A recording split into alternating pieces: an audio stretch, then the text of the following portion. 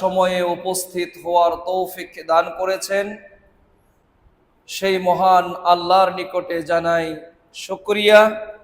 সকলে বলি আলহামদুলিল্লাহ। দরুদ ও সালাম বর্ষিত হোক বিশ্ব মানবতার মুক্তির দূত প্রিয় নবী মুহাম্মদ সাল্লাল্লাহু আলাইহি ওয়াসাল্লামের প্রতি। আল্লাহুম্মা সাল্লি আলাইহি আল্লাহুম্মা বারিক আলাইহি। সম্মানিত মুসল্লি বৃন্দ, আজকের খুতবার বিষয় হলো আল গীবাহ, ব্যাকবিটিং। বিষয়কে লক্ষ্য করে পবিত্র কোরআন এবং সহিহ হাদিস থেকে তথ্যবহুল সংক্ষিপ্ত বিবরণ তুলে ধরব ইনশাআল্লাহুল আজিজ। আলাইহি তাওয়াক্কালতু ওয়া ইলাইহি উনীব। সম্মানিত উপস্থিতি, গীবত শব্দটি আরবি, এর বাংলা অর্থ হচ্ছে কোনো ব্যক্তির অনুপস্থিতিতে তার দোষের কথা বলা।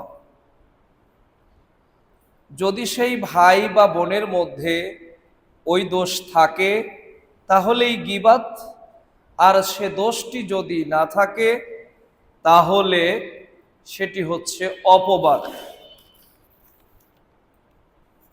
আশ্চর্যজনক বিষয় হলো, একজন মানুষ যদি অগণিত জেনা ব্যভিচার করে, আল্লাহর কাছে যদি কায়মনে বাক্যে ক্ষমা চান, আল্লাহ তাকে ক্ষমা করে দেন। একজন মানুষ যদি অন্যায়ভাবে সারা জীবন নামাজ না পড়ে মৃত্যুর আগ মুহূর্তে তওবা করে, আল্লাহ তার তওবা কবুল করতে পারেন। একজন মানুষ সারা জীবন যদি সিয়াম পালন না করেও আল্লাহর কাছে ক্ষমা চায়, একনিষ্ঠভাবে তওবা করে, তার পরবর্তী দিন থেকে সেই তওবা অনুযায়ী তার জীবনকে পরিচালনা করে, আল্লাহ রাব্বুল আলামিন সেই তওবা গ্রহণ করেন।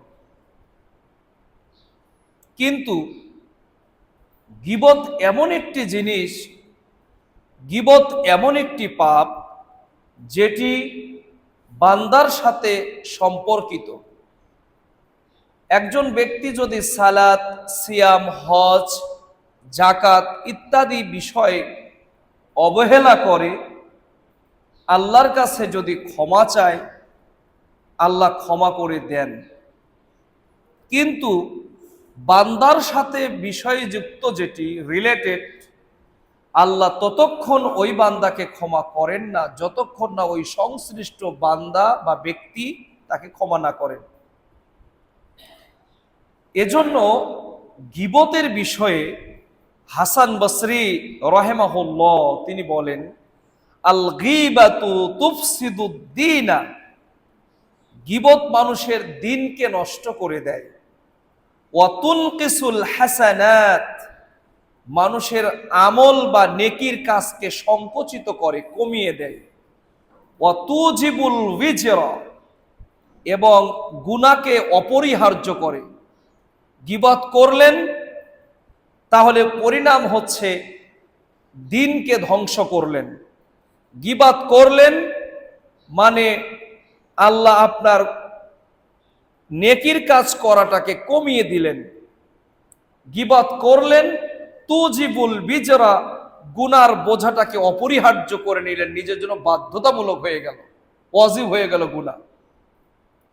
সুফিয়ান সাউরি নাম শুনেছেন, তিনি বলেন, আল গীবাতু আসাদ্দু মিনাজ জিনা, ক্ষেত্র বিশেষে জেনা ব্যভিচারের চেয়েও গীবত করা মারাত্মক গুনাহ। আমি বলছি না জেনার পাপ হালকা, যেমন আল্লাহ বলেছেন আল ফিতনাতু আসাদ্দু মিনাল কতলি, সমাজে অরাজকতা বিশৃঙ্খলা তৈরি করা হত্যার চেয়েও জঘন্যতর। এর পিছনে অনেকগুলো কারণ আছে। ফিতনা, ফাসাদ, বিপর্যয়, দাঙ্গা হাঙ্গামা যখন লাগে তখন একটা দেশ নষ্ট হয়ে যায়, একটা সমাজ নষ্ট হয়ে যায়, একটা এলাকা নষ্ট হয়ে যায়, যেটা একজন মানুষকে হত্যা করার চাইতেও জঘন্য পাপ। সুফিয়ান সাউরি বলেন, আল গীবাতু আসাদ্দু মিনাজ জিনা। অনুরূপ ভাবে জেনার পাপ যেমন কঠিন, জটিল, কবিরা গুনাহ, ঠিক ক্ষেত্র বিশেষে অনেক ক্ষেত্রে জেনা ব্যভিচারের পাপের চেয়েও গীবতের পাপ মারাত্মক। কেন? কেউ যদি জেনা করে, এই পাপ তার মাঝে এবং আল্লাহর মাঝে গোপন থাকে। যে জেনা করলো আর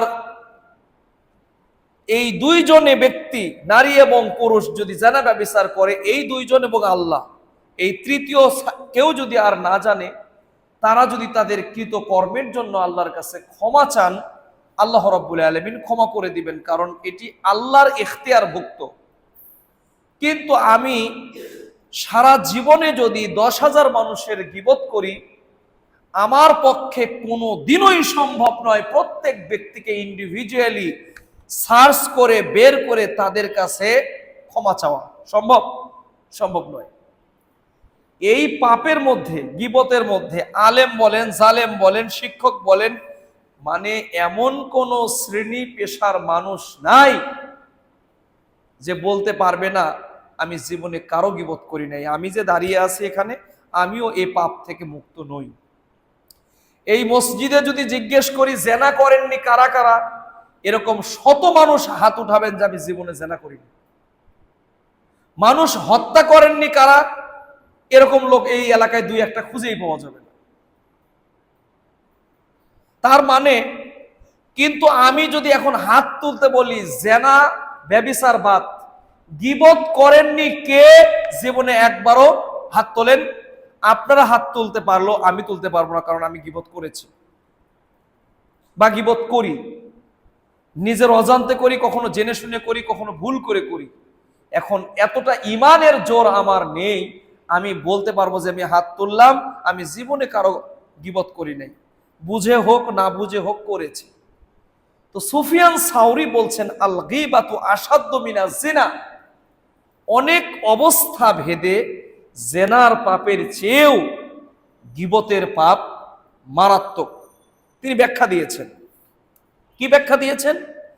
ইন্নার রাজুলা ইয়াজনি ফায়াতুবু। যদি কোনো ব্যক্তি, নারী হোক পুরুষ হোক, বুঝে হোক না বুঝে হোক, জেনা বা ব্যভিচার, পাপ কাজ ইত্যাদি করে, ফায়াতুবু, অতঃপর সে যে কোনো সময় আল্লাহর কাছে ক্ষমা চাইতে পারে।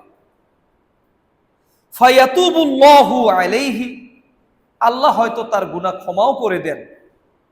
ওয়া সাহিবিল গীবা, আর যে গীবতকারী, লা ইয়াগফারু লাহু হাত্তা ইয়াগফিরা সাহিবাহু, আল্লাহ ওই ব্যক্তিকে ততক্ষণ পর্যন্ত ক্ষমা করেন না যতক্ষণ না যার গীবত করেছে তার কাছে ক্ষমা চায়।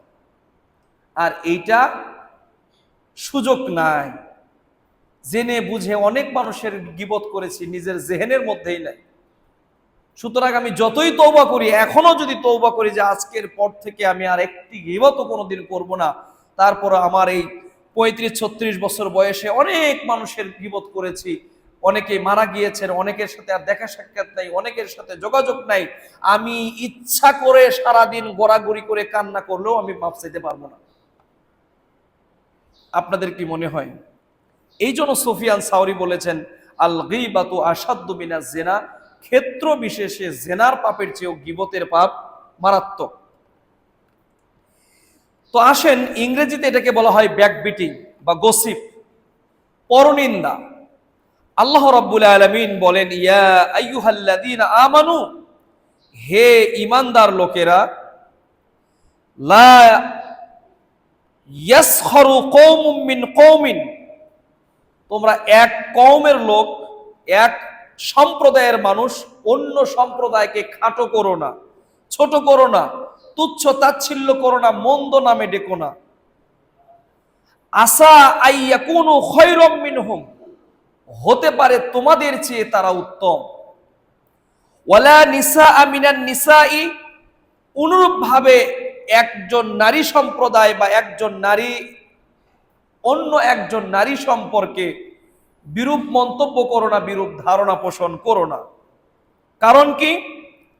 ইয়াকুন্না খায়রাম মিনহুন্না, হতে পারে যিনি সমালোচনা করছেন তার চেয়ে সমালোচনা যার করা হলো সে হয়তো উত্তম।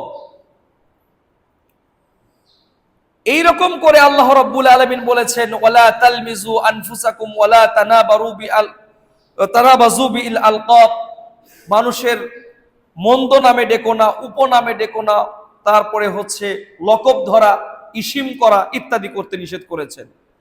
সূরা হুজুরাত আয়াত 11। সূরা হুজুরাতের 12 নম্বর আয়াতে আল্লাহ বলছেন, ইয়া আইয়ুহাল্লাযীনা আমানু, হে ঈমানদার লোকেরা, ইজতানিবু কাসীরাম মিনাজ জন্নি, অধিকাংশ কুধারণা করা থেকে তোমরা বেঁচে থাকো। কারণ কি? ইন্না বা'যা জন্নি ইসমুন, কিছু কিছু ধারণা পাপ। আপনি যা ধারণা করেছেন তা মন্দও হতে পারে, তা ভালোও হতে পারে। এজন্য বলে, যার মনে যা লাভ দিয়ে উঠে তা। যে মানুষ যে ধরনের, তার চিন্তার জায়গাটাও ওই রকম। ফজরের সালাতের আগে নদীতে এক লোক গোসল করছে। এক ব্যক্তি ভাবলো নিঃসন্দেহে কোনো অন্যায় অপকর্ম করে এসেছে তাই গোসল করছে। অপর প্রান্তে যে গোসল করছিল, এই প্রান্তের লোক বলছে যে যাক, আমি নামাজের জন্য প্রস্তুতি নিব, গোসল করছি পবিত্রতা অর্জন করে সালাত আদায় করবো, আমি একা নই, ওই ভাইও এরকম করে গোসল করছে। তার মানে দাঁড়ালোটা কি? যেই ব্যক্তি হৃদয়ে যে ধরনের ধারণা লালন করেন, ভাবেন, সে তার অপর প্রান্তের লোককেও ওই রকমই মনে করেন। এজন্য মানুষের সম্পর্কে সুধারণা পোষণ করব সব সময়। এরপরেও আল্লাহ রাব্বুল আলামিন বলছেন যে ওয়ালা তাজাসসু, তোমরা গোয়েন্দাগিরি করো না।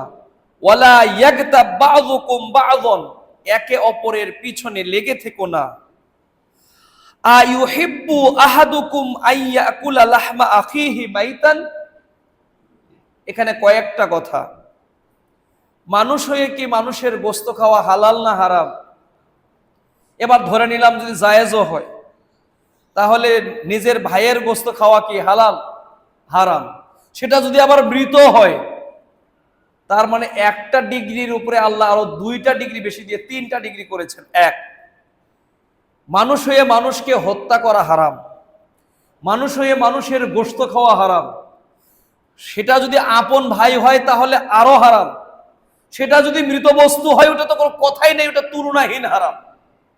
তো আল্লাহ এই তিনটা উদাহরণ একসাথে দিয়ে বলছেন, আইয়ুহিব্বু আহাদুকুম, তোমাদের কেউ কি পছন্দ করবে, আইয়াকুলা লাহমা আখিহি, তোমাদের ভাইয়ের গোশত খাওয়া, মাইতান, যে মৃত, ফাকারিহতুমুহু, তোমরা তো তা অপছন্দই করবে। ওয়াত্তাকুল্লাহ, সুতরাং আল্লাহকে ভয় করে তোমরা এ জাতীয় পাপ থেকে নিজেদেরকে বিরত রাখো। ইন্নাল্লাহা, নিশ্চয়ই আল্লাহ, তাওয়াবুর রহিম, তওবা কবুলকারী। অর্থাৎ আগে যা করেছো, আগে যা ভুল হয়েছে আয়াত নাজিল হওয়ার আগ পর্যন্ত, গীবত শিকায়েত যা করেছো, তার জন্য কায়মনে বাক্যে একাগ্র চিত্তে আল্লাহর কাছে ক্ষমা চাও। আল্লাহ রাব্বুল আলামিন নিশ্চয়ই ক্ষমাশীল এবং পরম করুণাময়। সম্মানিত উপস্থিতি, রাসূলুল্লাহ সাল্লাল্লাহু আলাইহি ওয়াসাল্লামকে প্রশ্ন করা হলো।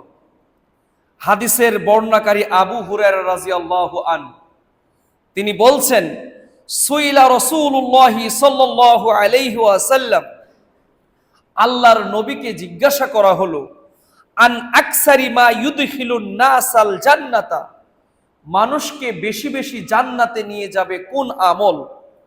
ফাকালা, আল্লাহর নবী বললেন, তাকওয়াল্লাহ, আল্লাহর ভয়, ওয়া হুসনুল খুলুকি, উত্তম চরিত্র, ওয়া সুইলা আন আকসারি মা ইউদখিলুন নাসান নার, রসুলকে জিজ্ঞাসা করা হলো কোন অপরাধে মানুষ বেশি জাহান্নামে ভুগবে। ফাকালা, তিনি বললেন আল ফামু, মুখ, আল ফারাজু, এবং লজ্জাস্থান। রাওয়াহু তিরমিজি, জামিআ তিরমিজিতে এই হাদিস বর্ণিত হয়েছে। সুতরাং পরনিন্দা করা মুখ দিয়ে হয়, গীবত মুখ দিয়ে হয়, চগলখুরি মুখ দিয়ে হয়, এগুলো কবিরা গুনাহ। এর মাধ্যমে মানুষ বেশি বেশি জাহান্নামে যাবে। পবিত্র কোরআনের 30 নম্বর পারায় ছোট্ট একটি সূরা আছে, সূরাটার নাম হলো হুমাজা। আল্লাহ বলছেন ওয়াইলুল লিকুল্লি হুমাজাতিল লুমাজা, দুর্ভোগ, দুর্ভাগ্য সেই সমস্ত মানুষের জন্য যারা মানুষের সামনে অথবা পিছনে নিন্দা করে। এ সূরার অর্থ আপনারা জানেন, সময় স্বল্পতার জন্য আমি আর পুরো সূরাটা আলোচনা করলাম না, আপনারা জানেন। চলেন একটু সামনে আগাই। সাহাল ইবনে সাআদ নামে একজন সাহাবী আছেন, সহিহ বুখারীর বর্ণনা। তিনি বলছেন রাসূলুল্লাহ সাল্লাল্লাহু আলাইহি ওয়াসাল্লাম বলেছেন, মাইয়াজমাল্লি, যে ব্যক্তি আমার কাছে এই প্রতিশ্রুতি দিবে, অঙ্গীকার করবে, মা বাইনা লিহিয়াইহি ওয়া মা বাইনা রিজলাইহি, তার দুই চোয়ালের মধ্যবর্তী বস্তু।